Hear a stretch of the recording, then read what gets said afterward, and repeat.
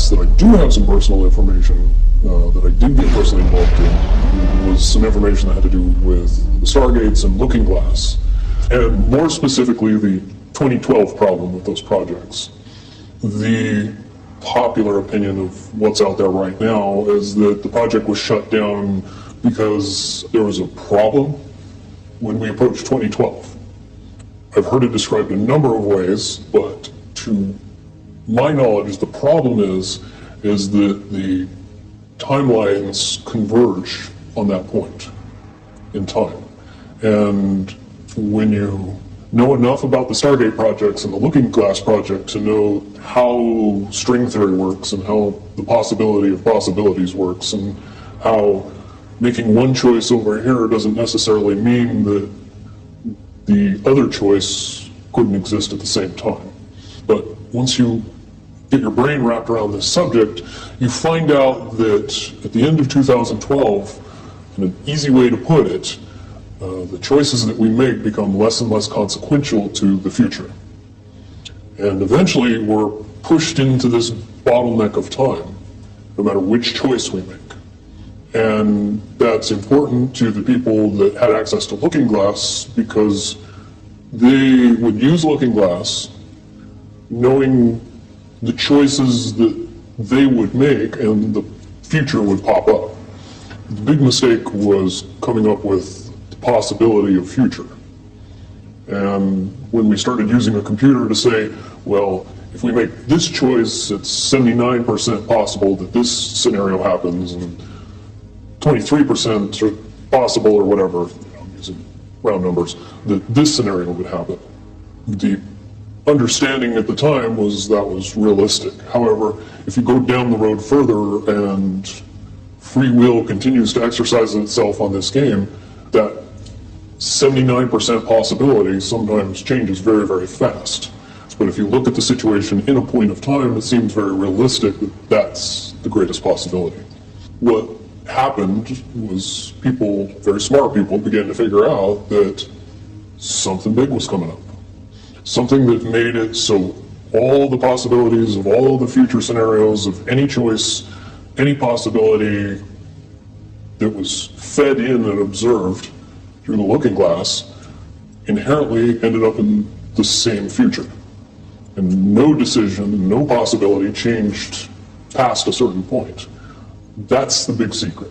All possible timelines lead to the same basic set of history in the future. That is what sends everybody that has all of the information, that knows everything, into a blind panic.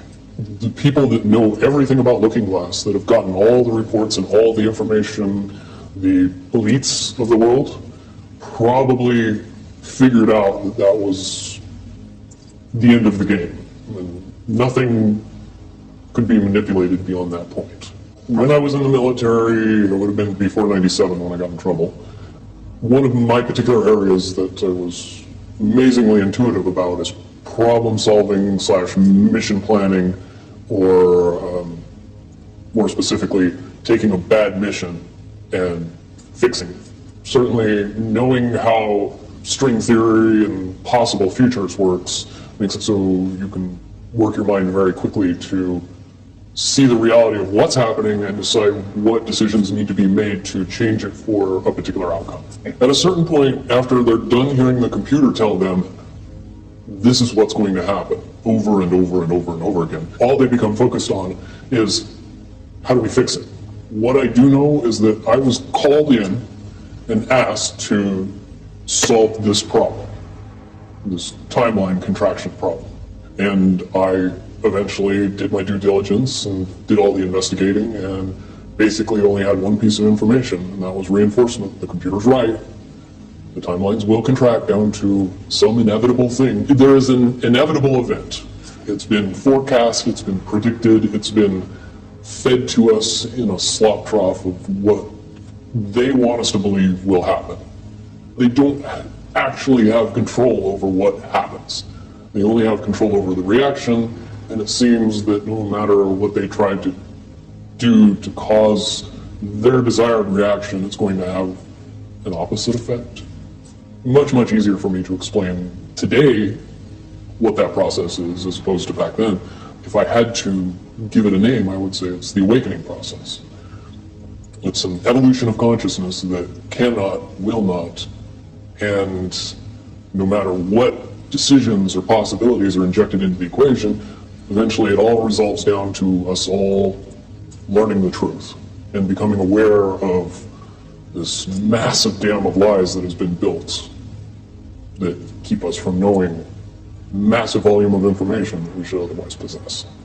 Essentially what happened with Looking Glass, not only did they not want people to use it anymore because they knew it was just going to burp out the same thing, but at the same time they didn't want anybody else to know what it was saying, I'm sure. Because that information was of monumental concern when I was in the military about how to prevent this inevitability. Now, at first I thought it was end of the world. Now I see end of the world as end of their world. The biggest cherry on top of all this conversation would be a synopsis to say that if I could convince everybody out there that for all intents and purposes, what we believe to be true eventually becomes true. If somebody convinces us that a major disaster is going to happen in the very near future, a major disaster happens in the very near future. If we don't buy into that fear and accept that there's really nothing that we know is going to happen and accept of whatever happens, that makes the convergence of the timelines happen as naturally as possible. Any attempts to try to go away from this one inevitable conclusion, I again see as a new beginning, an end of this reality, the beginning of something that we can't even possibly understand based on the level of our beliefs currently. But when all that information comes flooding out, there's going to be no denying what's true and what's a lie or what's illusion. Basically what we're experiencing right now is two master chess players sitting at the board. And one of them looks down at the board and sees that he's in checkmate in 7 moves. And he looks across at his opponent and he knows that his opponent sees it too, so there's no getting out of it. So at this point, the loser can only prolong the game. Both players know the game is over. It's only a matter of time before he does this, and then you're forced to do this, and then he's forced to do this, and eventually checkmate. We, as a race, if we could understand that the game is over, that based on the rules of the game, the bad guys have already lost, the good guys have already won. Yes, there's moves left on the table, but those moves are being forced by the player that is going to win. The only way that checkmate can't happen is if the player that's winning makes a mistake. But from all the information that I've gathered, all of the information that's been given, all of the information that's been vetted to me, it seems pretty obvious that the good guy player on the side of the chessboard knows exactly what has to be done to win the game. And so at this point, any mistake would be all but impossible. But again, you really have to understand the game to know that the guy that's losing is lost.